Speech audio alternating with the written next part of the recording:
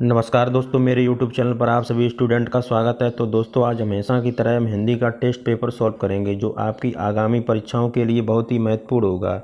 तो इस test paper के माध्यम से आप टेट एग्ज़ाम, पुलिस, एसआई, लेखपाल और शिक्षक भर्ती की तैयारी कर सकते हैं। तो जिन लोगों ने अभी तक हमारे चैनल को सब्सक्राइब नहीं किया है वो लोग इसको सब्सक्राइब करें, वीडियो को लाइक करें और इसको शेयर करना ना भूलें। तो आइए दोस्तों, देखते हैं आज का पहला प्रश्न कौन सा है हमारा। झांसी की रानी किस लेखक की रचना है? सोहनलाल द्विवेदी की, यशोधरा कुमारी चौहान की, केदारनाथ अग्रवाल की, हरवंश राय बच्चन की? तो सभी लोग इसका आंसर दीजिएगा। झांसी की रानी किस लेखक की रचना है? तो दोस्तों, ये यशोधरा कुमारी चौहान की है रचना। ठीक है, पूछ ली जाए सोहनलाल द्विवेदी ने कौन सी रचना की है, तो उन्होंने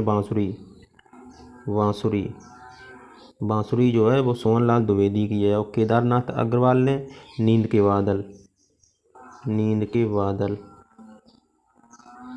ठीक है। हरवंश राय बच्चन ने मधुशाला, मधुकलश, शतरंगिनी, त्रिभंगिमा, ये हरवंश राय बच्चन की है। तो झांसी की रानी जो है वो यशोधरा कुमारी चौहान की रचना है। तो ऑप्शन बी यहाँ पर सही हो जाएगा। चलिए अगला प्रश्न देखते हैं दोस्तों। परीक्षा गुरु किस लेखक की रचना है? बाबू श्याम सुंदर दास की, लाला श्रीनिवास की, भारतेंद्र हरिश्चंद्र की, जयशंकर प्रसाद की? तो बताइएगा सभी लोग, परीक्षा गुरु जो है वो किस लेखक की रचना है? तो ये लाला श्रीनिवास की रचना है। तो ऑप्शन बी हमारा सही हो जाएगा। बाबू श्याम सुंदर दास ने कौन कौन सी रचनाएं की हैं? इन्होंने ज़्यादातर लेखकों की जीवनी लिखी हैं। ठीक है। और भारतेंद्र हरिश्चंद्र ने कौन सी रचनाएं की हैं? विजय पताका और प्रेम फुलवारी, ये भारतेंद्र हरिश्चंद्र की रचना है। जयशंकर प्रसाद की लहर, कामायनी, झरना, आंसू, पुरस्कार, ये जयशंकर प्रसाद की रचना है। तो परीक्षा गुरु जो है वो लाला श्रीनिवास की रचना है। तो ऑप्शन बी हमारा सही हो जाएगा। चलिए अगला प्रश्न देखते हैं। प्रश्न नंबर 3 बताइएगा सभी लोग। पश्चिमी हिंदी की दो बोलियों का सही युग्म कौन सा है? कन्नौजी अवधी, ब्रज बघेली, छत्तीसगढ़ी बांगरू की खड़ी बोली बुंदेली? तो इन ऑप्शनों में से सही युग्म कौन सा है? तो ऑप्शन डी हमारा सही है। खड़ी बोली और बुंदेली ये पश्चिमी हिंदी की बोलियां हैं। ठीक है। खड़ी बोली और बुंदेली जो हैं वो पश्चिमी हिंदी की बोलियां हैं। ठीक है। चलिए अगला प्रश्न देखते हैं। निम्नलिखित में कौन सा स्वर नहीं है? आ, उ, ए, क्यों? तो बताइएगा सभी लोग, इन ऑप्शनों में से कौन सा स्वर नहीं है? तो ऑप्शन डी वाला ये स्वर नहीं है, वहाँ जो है ये स्वर नहीं है। ठीक है, ये एक नासिक व्यंजन है। चलिए अगला प्रश्न देखते हैं। प्रश्न नंबर 5 बताइएगा। निम्नलिखित में से कौन सा स्वर संधि का उदाहरण है? संयोग, मनोहर, नमस्कार, पवन? तो बताइएगा कौन सा इनमें स्वर संधि का उदाहरण है? तो ऑप्शन डी हमारा सही हो जाएगा। पवन जो है वो स्वर संधि का उदाहरण है। इसमें दोस्तों अयाद स्वर संधि है। ठीक है, अयाद स्वर संधि है।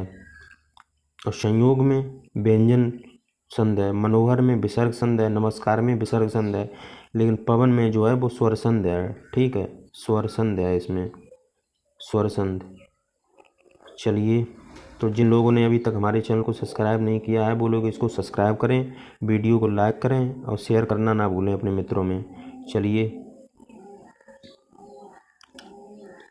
सावधानी शब्द में प्रयुक्त प्रत्यय बताइए। ई है कि धानी है कि यानी है? तो बताइएगा सावधानी में कौन सा प्रत्यय लगा हुआ है? तो ऑप्शन ए हमारा सही हो जाएगा। इसमें ई प्रत्यय लगा हुआ है। ठीक है, सावधान प्लस ई, तो इसमें ई प्रत्यय लगा हुआ है। ठीक है, सावधान से बना है सावधानी। तो ऑप्शन ए हमारा सही हो जाएगा। चलिए अगला प्रश्न देखते हैं। दशमुख में कौन सा समास है? कर्मधारय समास है, बहुब्रीहि समास है, तत्पुरुष समास है कि द्विगु समास है?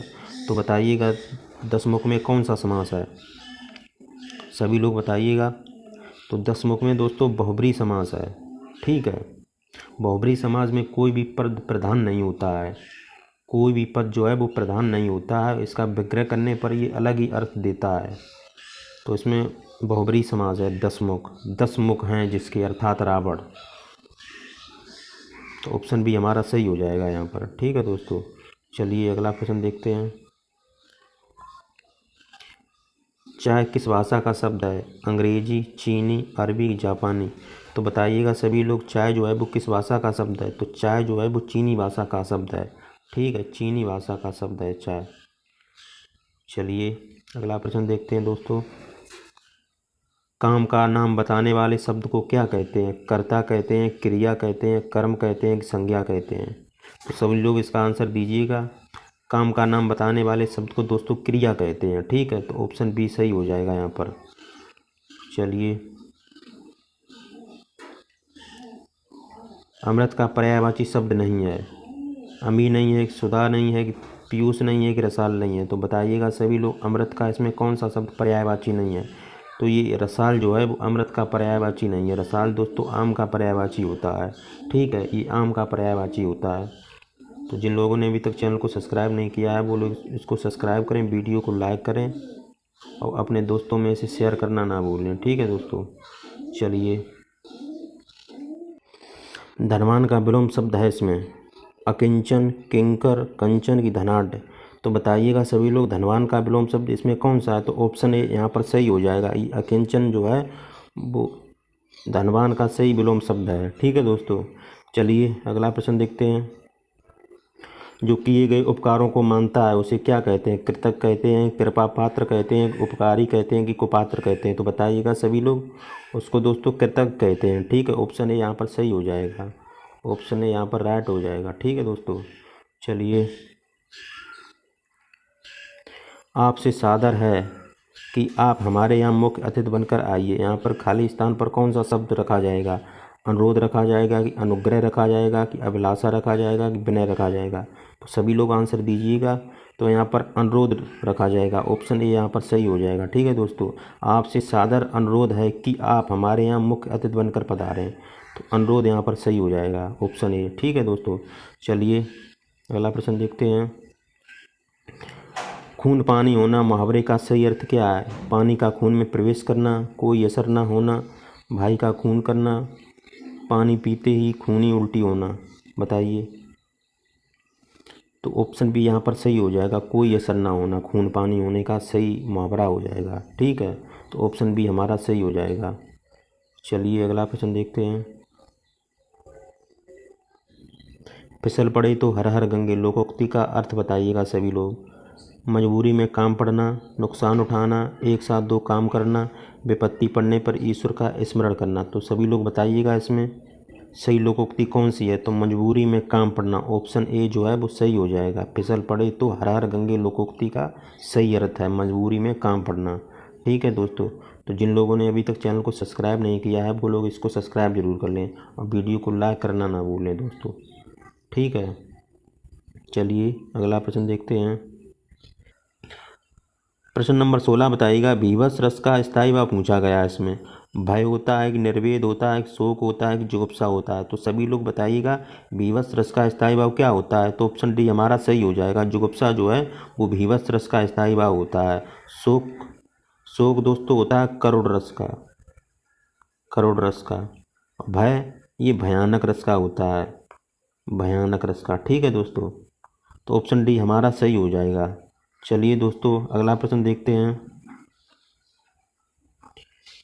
कुंद, इंदु, सन, दे, उमा, रमन, वरुण, अमन में कौन सा अलंकार है? श्लेष अलंकार है, उपमा अलंकार है, कि अनुप्रास अलंकार है, कि रूपक अलंकार है?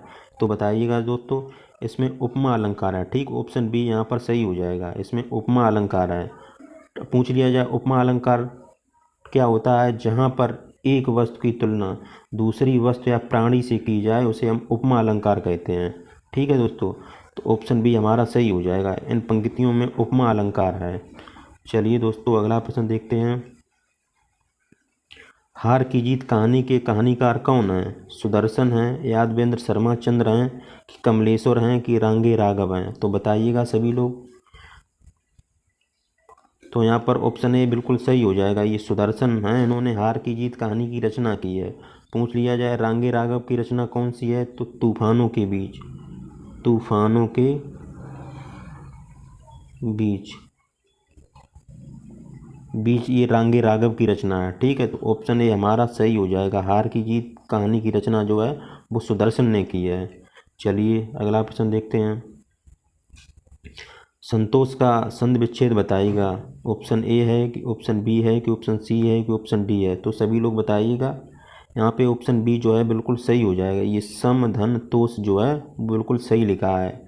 इसमें ये सम जो है वो उपसर्ग है। ठीक है, तो जिन लोगों ने अभी तक चैनल को सब्सक्राइब नहीं किया है वो लोग इसको सब्सक्राइब कर लें और वीडियो को लाइक करें। वीडियो को लाइक करना ना भूलें। चलिए अगला प्रश्न देखते हैं। प्रश्न नंबर 20 बताइएगा। निम्नलिखित में कौन सा वाक्य शुद्ध है?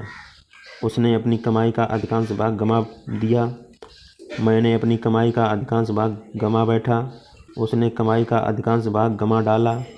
उसने अपनी कमाई का अधिकांश गंवा दिया। तो बताइएगा इसमें शुद्ध कौन सा है? तो ऑप्शन डी यहाँ पर सही हो जाएगा। उसने अपनी कमाई का अधिकांश गंवा दिया। ठीक है, तो ऑप्शन डी यहाँ पर शुद्ध वाक्य हो जाएगा। चलिए दोस्तों अगला प्रश्न देखते हैं। प्रश्न नंबर 21 बताइएगा। ब्रजभाषा का क्षेत्र कौन सा नहीं है? तो धौलपुर नहीं है कि सरगुजा नहीं है कि मथुरा कि आगरा? तो बताइएगा किस जगह पर ब्रजभाषा नहीं बोली जाती है? तो ये सरगुजा जो है यहाँ पर ब्रजभाषा नहीं बोली जाती, यहाँ पर छत्तीसगढ़ी बोली जाती है। छत्तीसगढ़ी जो भाषा है वो बोली जाती है। सरगुजा जो है वो छत्तीसगढ़ में पड़ता है। तो ऑप्शन बी हमारा सही हो जाएगा। चलिए प्रश्न नंबर 22 बताइएगा। धुआं शब्द में कौन सी संज्ञा है? जातवाचक संज्ञा, द्रव्यवाचक संज्ञा, समूहवाचक संज्ञा कि व्यक्तिवाचक संज्ञा? तो सभी लोग बताइएगा धुआं शब्द में कौन सी संज्ञा है? तो ऑप्शन बी यहाँ पर सही हो जाएगा। द्रव्यवाचक संज्ञा है। द्रव्यवाचक संज्ञा जिस संज्ञा शब्द से उस सामग्री या पदार्थ का बोध होता है जिससे वह बनी है, ठीक है, उसे हम द्रव्यवाचक संज्ञा कहते हैं। तो ऑप्शन बी हमारा सही हो जाएगा यहाँ पर। प्रश्न नंबर 23 बताइएगा। गुनाहों का देवता उपन्यास के लेखक कौन है? कमलेश्वर हैं कि धर्मवीर भारती हैं कि अमृत राय हैं कि मनोहर श्याम जोशी हैं? तो गुनाहों का देवता जो है वो धर्मवीर भारती की रचना है। गुनाहों का देवता। अमृत राय ने कलम का सिपाही। कलम का सिपाही, ठीक है, ये अमृत राय की रचना है। तो ऑप्शन बी हमारा सही हो जाएगा यहाँ पर। प्रश्न नंबर 24 बताइएगा सभी लोग।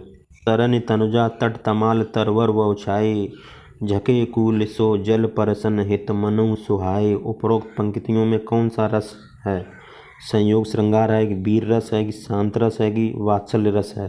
तो बताइएगा इन पंक्तियों में कौन सा रस है? तो इसमें ऑप्शन ए हमारा सही हो जाएगा। इसमें संयोग श्रृंगार रस है। ठीक है दोस्तों, संयोग श्रृंगार रस है इसमें, श्रृंगार रस है इसमें। तो ऑप्शन ए हमारा सही हो जाएगा। चलिए दोस्तों अगला प्रश्न देखते हैं। प्रश्न नंबर 25 बताइएगा। जिसे प्रमाण द्वारा सिद्ध न किया जा सके उसके लिए सही शब्द क्या है? बताइएगा सभी लोग। अप्रमाणित कहते हैं कि अनुप्रमेय कहते हैं कि अप्रमेय कहते हैं कि अप्रमाणित कहते हैं उसे? तो ऑप्शन सी यहाँ पर सही हो जाएगा। उसे अप्रमेय कहते हैं। तो जिन लोगों ने चैनल को सब्सक्राइब नहीं किया है वो लोग इसको सब्सक्राइब कर लें। ठीक है, वीडियो को लाइक अवश्य कर दें। चलिए अगला प्रश्न देखते हैं। प्रश्न नंबर 26 बताइएगा। बच्चे को आगे पढ़ने के लिए वजीफ़ा दिया जाता है, तो इसमें कौन सा शब्द है जो शुद्ध लिखा है? ऑप्शन ए कि ऑप्शन बी कि ऑप्शन सी कि ऑप्शन डी? तो सभी लोग बताइएगा। तो ऑप्शन सी यहाँ पर बिल्कुल सही लिखा है। ये वजीफ़ा शब्द बिल्कुल ऐसा ही लिखा जाता है। चलिए अगला प्रश्न देखते हैं। प्रश्न नंबर 27 है। निम्नलिखित में से मिश्र वाक्य का चयन कीजिए। रोहन आम खा रहा है, वह पंडित जी हैं किंतु हठी हैं। आकाश में बादल गरजता है, वह कौन सा व्यक्ति है जिसने महात्मा गांधी का नाम ना सुना हो? तो इन वाक्यों में कौन सा वाक्य जो है वो मिश्र वाक्य है? तो ऑप्शन डी यहाँ पर सही हो जाएगा। चलिए अगला प्रश्न देखते हैं। प्रश्न नंबर 28 बताइएगा। जिन शब्दों की उत्पत्ति का पता नहीं चलता है तो उन्हें क्या कहा जाता है? तत्सम शब्द कहा जाता है, देशज कि तद्भव कि संकर? तो सभी लोग बताइएगा। ये शब्दों की उत्पत्ति का पता नहीं चलता है तो उन्हें देशज शब्द कहते हैं। ठीक है, तो ऑप्शन बी यहाँ पर सही हो जाएगा। चलिए प्रश्न नंबर 29 बताइएगा। निम्न में से घोड़ा का पर्यायवाची शब्द नहीं है? तो असम नहीं है कि सैंदव कि घोटक कि तुरंग? तो सभी लोग आंसर दीजिएगा फटाफट। तो ऑप्शन ए हमारा सही हो जाएगा। ये असम जो है पत्थर का पर्यायवाची होता है, ठीक है, पत्थर का, ये पत्थर का पर्यायवाची होता है। सैंधव, घोटक, तुरंग, ये तो घोड़े के पर्यायवाची हैं, तो ऑप्शन ए हमारा सही हो जाएगा। चलिए दोस्तों अगला प्रश्न देखते हैं। निम्नलिखित शब्दों में वर का अनेकार्थी नहीं है। श्रेष्ठ, वरदान, पत्र, स्वर्ण। तो सभी लोग बताइएगा इसमें वर का अनेकार्थी शब्द क्या नहीं है, तो ऑप्शन ए यहाँ पर सही हो जाएगा। ये श्रेष्ठ जो है वो वर का अनेकार्थी शब्द नहीं है। तो जिन लोगों ने चैनल को सब्सक्राइब नहीं किया है तो वो लोग इसको सब्सक्राइब जरूर कर लें और वीडियो को लाइक करें, शेयर करें, ठीक है दोस्तों। तो आज के लिए इतना ही दोस्तों, मिलते हैं कल नेक्स्ट वीडियो में। जय हिंद, जय भारत, जय महाकाल।